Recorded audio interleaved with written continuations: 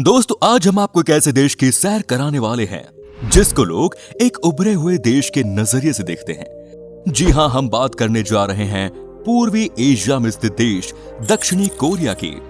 इस देश का आधिकारिक नाम रिपब्लिक ऑफ कोरिया है। 51 मिलियन से अधिक की आबादी वाला ये देश आबादी के आधार पर दुनिया का 27वां सबसे बड़ा देश है। शांत सुबह की भूमि के रूप में ख्यात दक्षिण कोरिया के पश्चिम में चीन, पूर्व में जापान और उत्तर में उत्तर कोरिया स्थित है। देश की राजधानी सियोल दुनिया का दूसरा सबसे बड़ा महानगरीय क्षेत्र और एक प्रमुख वैश्विक नगर है। फोर्ब्स के मुताबिक करीब 38 बिलियनियर के साथ ये दुनिया का 8वां सबसे धनी शहर है। अगर आप दक्षिण कोरिया घूमने जाएं तो आपको निराशा कतई नहीं होगी, क्योंकि यहाँ घूमने और देखने की अनेक शानदार जगह मौजूद है। दक्षिण कोरिया को दुनिया का सेंटा क्लॉज कहा जाता है। अब आप सोच रहे होंगे कि भला ऐसा क्यों? तो जान लीजिए कि हर देश में इस देश से निकला कोई ना कोई सामान है। जैसे कि आप सब जानते हैं कि क्रिसमस के दिन सेंटा क्लॉज अपनी पोटली में भरकर तमाम उपहार लाते हैं और वो बच्चों के बीच बांटते हैं, है ना? ठीक उसी तरह से दक्षिण कोरिया ने दुनिया को तमाम नई चीजें दी है। दक्षिण कोरिया एक ऐसा देश है जहां खूबसूरती का मतलब है स्लिम एंड फिट। इस देश में किसी के लिए भी वजन को बढ़ाना और मोटा होना सबसे खराब माना जाता है। अगर आप यहाँ रहते हैं और मोटे होते हैं तो राह चलते लोग आपको आलसी बुलाने से भी नहीं चूकते हैं। इसीलिए इस देश में आपको एक से बढ़कर एक खूबसूरत चेहरे और शरीर वाले लड़कियां दिख जाएंगी। हिंदुस्तान और पाकिस्तान की तरह ही दक्षिण कोरिया और उत्तर कोरिया को कभी एक देश हुआ करता था, लेकिन हमारे तरह आज दोनों के बीच की सीमा को दुनिया की सबसे खतरनाक सीमाओं में से एक माना जाता है। अलग होने के बाद उत्तर कोरिया जहां विकास के मामले में नीचे गिरता चला गया, वहीं दक्षिण कोरिया ने इस मामले में बुलंदियों को छू लिया। जहां उत्तर कोरिया दुनिया के सबसे खूंखार देशों में से एक है, वहीं दक्षिण कोरिया सबसे शांतिप्रिय और सुरक्षित देशों में आता है। टेक्नोलॉजी के क्षेत्र में दक्षिण कोरिया ने महारत हासिल की है। आप जरा नोकिया को याद कर लीजिए, जिसने दशकों तक मोबाइल की दुनिया पर राज किया, और जब इसका राज धीरे धीरे ढलान पर आने लगा, तब वही राज सैमसंग ने मोबाइल इंडस्ट्री पे किया और अभी भी कर रहा है। जाहिर तौर पर ये दोनों कंपनियां दक्षिण कोरिया की ही हैं।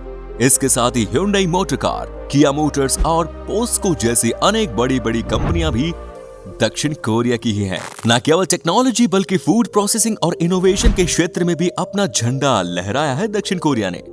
आप चाहे मेडिकल साइंस की बात करें या फिर ब्यूटी प्रोडक्ट्स की, हर क्षेत्र में आगे है ये देश। दक्षिण कोरिया के बारे में एक अजीबोगरीब बात है कि यहाँ महिलाओं से ज्यादा मर्द अपनी खूबसूरती को लेकर चिंता में रहते हैं।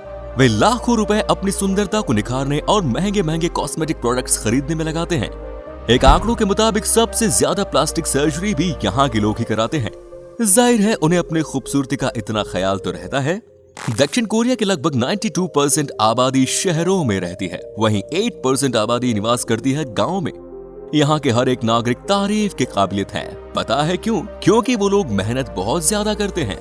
कहा जाता है कि यहाँ के स्टूडेंट सोने में सिर्फ 6 घंटे बिताते हैं और बाकी समय वो लोग कुछ ना कुछ इनोवेट करते ही रहते हैं या फिर पार्टी करते हैं। अपने देश को बेहतर बनाने के लिए वो लोग बहुत ज्यादा मेहनत करते हैं। दक्षिण कोरिया में कुछ अजीब सा विश्वास है, जैसे कि यहाँ के लोग 4 नंबर को बदकिस्मत मानते हैं। कोरिया वासियों के अनुसार 4 अंक मृत्यु का प्रतीक होता है, इसीलिए वहाँ ज्यादातर अस्पतालों और इमारतों की लिफ्ट में 4 नंबर की फ्लोर होती ही नहीं।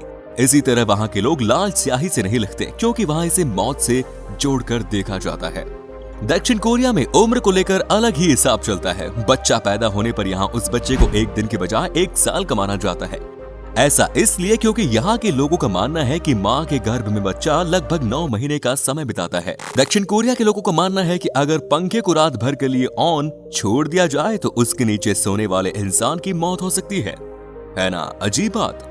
अब इस डर के पीछे का कारण हमें नहीं पता, पर 1920 से ये लोगों के बीच प्रचलित है। दक्षिण कोरिया की आधे से ज्यादा आबादी का कोई विशेष धर्म ही नहीं। इनमें से कुछ संख्या ईसाई धर्म, मुस्लिम और अधिक संख्या बौद्ध धर्म को मानने वाले लोगों की है।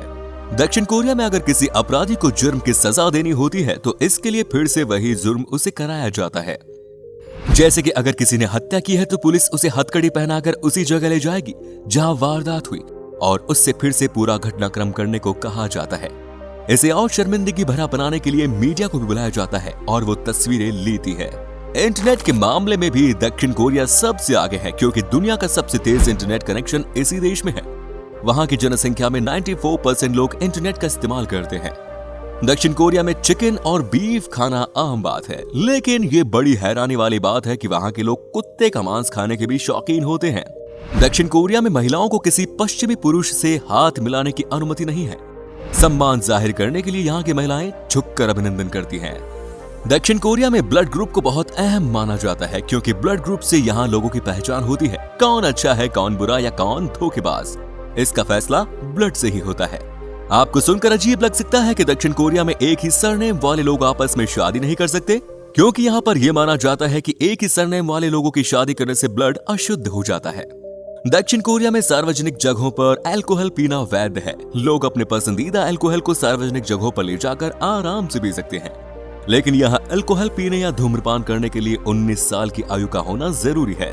दक्षिण कोरियाई लोगों को मीठे आलू बहुत पसंद है, इसीलिए यहाँ के ज्यादातर डिश में मीठे आलू का उपयोग किया जाता है। तो दोस्तों, क्या आप सभी दक्षिण कोरिया घूमने गए हैं? और अगर गए हैं तो आपका एक्सपीरियंस कैसा रहा, नीचे कमेंट्स में जरूर बताएं। धन्यवाद।